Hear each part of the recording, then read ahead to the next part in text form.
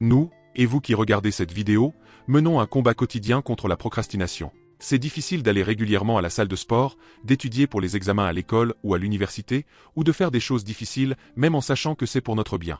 Récemment, j'ai réalisé qu'en réalité, cela n'a rien à voir avec la force de volonté. En fait, il y a une astuce pour tromper notre cerveau et faire ces choses difficiles, même quand on n'en a pas envie. Cependant, pour être plus malin que notre cerveau, nous devons d'abord voir et comprendre comment notre esprit fonctionne, car nos comportements suivent des schémas. Et si nous y prêtons attention, nous découvrirons que tout travail difficile rencontre toujours deux types de résistance qui nous bloquent, moi, vous et tous les êtres humains. La première résistance est celle des émotions négatives. L'analogie qui convient le mieux ici est de penser à notre cerveau comme à un enfant gâté. Quand il n'obtient pas ce qu'il veut, que fait-il? Il se plaint, fait des caprices, entre autres. Notre esprit fonctionne exactement de la même manière. Quand les choses semblent stressantes ou ennuyeuses, notre enfant intérieur se réveille et procrastine, comme s'il imaginait déjà à quel point il serait difficile de commencer un travail ce jour-là, de commencer un nouveau projet social ou d'étudier pour un examen. La deuxième résistance est notre propre ego ou la haute image que nous avons de nous-mêmes. Notre esprit fait tout son possible pour protéger notre ego de toute blessure, car l'ego est ce que nous attribuons à notre estime de soi. Par exemple, si je me lève soudainement, croyant que je suis talentueux ou meilleur que la plupart des gens, cela me ferait me sentir très spécial. Mais, si tout à coup je dois faire quelque chose en dehors de ma zone de confort, comme inviter une femme séduisante à sortir, mon subconscient sera très réticent parce que, si j'échoue, ce serait comme me prouver que je ne suis pas talentueux et cela détruirait mon ego. Alors, pour préserver ma haute image, j'éviterai de faire le travail difficile. Dans les deux cas de résistance, tenter de lutter contre notre ego et la réponse naturelle du cerveau face à la difficulté ne fonctionne pas. Mais, si nous identifions la source de la résistance, nous pouvons changer notre approche pour tromper notre cerveau et le faire travailler avec nous. Alors, commençons par les émotions négatives. La quantité d'émotions négatives que vous ressentez envers quelque chose dépend directement de sa taille. Par exemple, la sensation d'ennui serait considérablement pire si je savais que je devrais passer 2 mois sans mon téléphone au lieu d'une seule heure. Je me sentirais beaucoup plus accablé si je devais écrire un livre entier plutôt qu'un seul paragraphe. Notre esprit est très visuel. Il effectue un calcul mental de la quantité d'efforts et de lutte nécessaires pour atteindre l'objectif final. Mais si, au lieu de cela, nous modifions l'objectif, le premier conseil est de se dire que vous ne ferez qu'une petite partie de la tâche difficile. Vous ne ferez qu'un petit pas. Lire un livre entier semble épuisant, mais lire 3 ou 4 pages ne l'est pas autant. Avoir un corps musclé semble impossible, mais commencer par faire une série de développés couchés ne l'est pas. Courir 10 km semble vraiment très long, mais que diriez-vous de commencer par une simple course? James Clear appelle cela la règle des 2 minutes. Nous pouvons réduire l'intensité de la tâche pour que les émotions négatives autour ne paraissent pas si écrasantes. Faites le travail difficile juste un peu, puis réévaluez ce que vous ressentez. Voyez que ce n'était pas si mauvais et que ce serait simple de continuer un peu plus. Quel mal y aurait-il à lire encore 3 pages du livre ou à faire une série de plus? Quand nous divisons un défi énorme et effrayant en plusieurs petites étapes, cela ne semble pas si effrayant et il est plus probable que vous continuiez.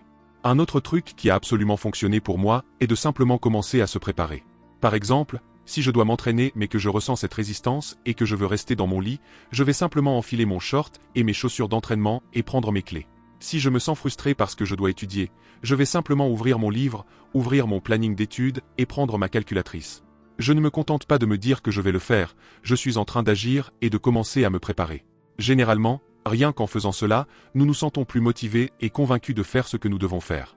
C'est un peu comme ce sentiment. Eh bien, maintenant que j'y suis, autant le faire. Allez, avouez que vous avez déjà acheté quelque chose ou fait quelque chose sous l'influence de cette phrase. Sérieusement, ce conseil fonctionne vraiment. Essayez-le dans votre vie. Vous pouvez également regrouper les tâches difficiles avec des tâches agréables ou avec des récompenses. Vous vous souvenez de ce que j'ai dit sur le fait que notre cerveau est un enfant gâté? Alors, nous devons lui parler gentiment, sinon nous rencontrerons encore plus de résistance. Imaginez que vous vous occupez d'un petit garçon et qu'il commence à faire des caprices pour ne pas faire ses devoirs. Je dirais, eh bien, si tu finis tes devoirs, tu pourras regarder et choisir un film. Le regroupement des tâches est incroyablement sous-estimé et efficace. Je l'utilise tout le temps. Je peux même faire des plans pour sortir avec mes amis, mais seulement si j'ai tout terminé pour la journée.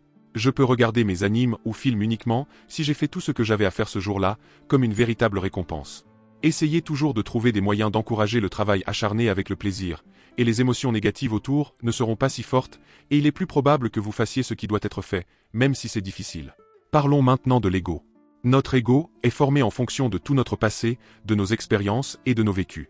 Il définit qui nous sommes et façonne notre réalité. Dans le livre de Maxwell Maltz, psychocybernétique, il explique que toutes nos actions, sentiments, comportements et même nos compétences sont toujours interconnectés avec notre image de soi. Nous ne pouvons agir que sur la base des croyances que nous avons sur nous-mêmes, mais nos croyances n'ont rien à voir avec l'action elle-même. Par exemple, que je crois ou non que je puisse courir 1 kilomètre en 4 minutes, l'acte de tenter est exactement le même chez ceux qui y croient et ceux qui n'y croient pas. La seule différence est que notre ego oppose une résistance parce qu'il a peur de l'échec.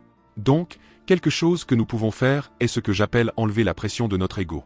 Pendant mes études d'ingénierie, j'ai souvent dû sortir de ma zone de confort et faire des choses difficiles. J'ai dû donner des conférences, présenter des séminaires, prendre des décisions risquées, préparer des réunions et les présenter à des personnes importantes. En bref, c'était intimidant. Mais en revanche, j'ai travaillé et étudié avec d'autres personnes qui ne semblaient pas vraiment se soucier, même lorsqu'elles faisaient des erreurs ou des choses du genre. Une fois, j'ai demandé à l'un de mes amis comment il pouvait être si positif et disposé à sortir de sa zone de confort, et il m'a dit qu'il n'y pensait pas trop et qu'il essayait de s'amuser avec la situation. Il était plongé dans le processus, apprenant et traitant cela comme un jeu. Cela m'a vraiment frappé. C'est-à-dire que si nous enlevons la pression et nous concentrons simplement sur le fait de nous amuser, la résistance et la peur diminuent, et nous pouvons simplement commencer à apprécier la tâche et même à mieux l'exécuter. Je pense que cette idée de s'amuser en faisant ce qui est nécessaire s'applique vraiment à beaucoup de choses dans la vie, surtout quand on fait quelque chose de difficile. Maintenant, bien sûr, vous pensez probablement, non, il n'y a aucune chance que j'imagine quelque chose de difficile comme amusant. Se lever à 5 heures du matin, courir dans le froid glacial, aller à la gym, soulever des poids lourds, ça ne peut pas être amusant. Je suis d'accord, je vous jure, mais il y a un autre truc que nous pouvons utiliser dans notre cerveau pour changer la narration que nous avons sur nous-mêmes. Nous parlons tous seuls, mais ce que la plupart des gens ne réalisent pas, c'est que les mots que nous utilisons sont très importants. Il y a des nuances dans notre langage que nous pouvons utiliser pour tromper notre cerveau. Par exemple, changer la narration pour que faire les actions de cette chose difficile soient alignées avec votre identité. Par exemple, si je me dis que je dois m'entraîner et me mettre en forme, mon cerveau recevra ce message, le traitera et décidera. Tu sais quoi, nous n'allons pas nous entraîner aujourd'hui. Parce que par définition, si je dois me mettre en forme, cela signifie qu'en réalité je ne suis pas en forme, et quelqu'un qui n'est pas en forme ne fait pas d'exercice, et c'est pourquoi je ne vais pas m'entraîner non plus. Mon cerveau résistera à la gym, et arrivera à cette conclusion folle, parce que cela ne correspond pas à mon identité. Mais, si je réorganise un peu les mots et me dis, je suis une personne qui s'entraîne, cela change complètement la perception de notre cerveau, car une personne qui s'entraîne est probablement en forme. Cela est maintenant lié à mon image de moi.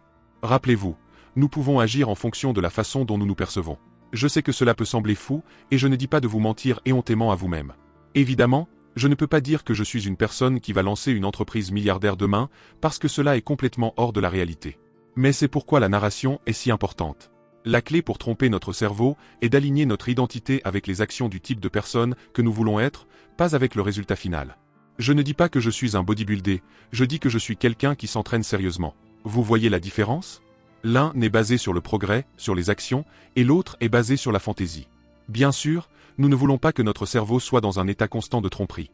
Tromper notre cerveau n'est pas une solution permanente pour nous sortir de l'embarras chaque fois qu'il y a quelque chose de difficile à faire, et cela ne doit pas toujours être ainsi.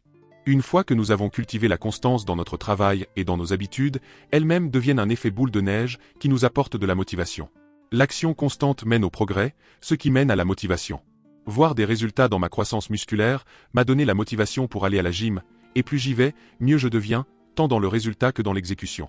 Cela apporte un effet positif, car nous aimons tous voir à quel point nous devenons bons dans quelque chose. Personne n'aime être mauvais dans ce qu'il fait, et cela apporte des émotions négatives. Mais, dès que nous développons la constance, nous commençons à aimer faire ce qui est difficile. Nous commençons à apprécier la sensation stressante de soulever des poids, nous commençons à apprécier l'effort mental d'étudier et d'apprendre. C'est notre objectif final. Essayez vous-même de faire cela. Ce sont quelques-unes des stratégies que j'utilise pour me forcer à faire des choses difficiles en trompant mon cerveau. Si vous avez d'autres stratégies que vous utilisez, commentez ci-dessous, j'aimerais les découvrir. À la prochaine vidéo.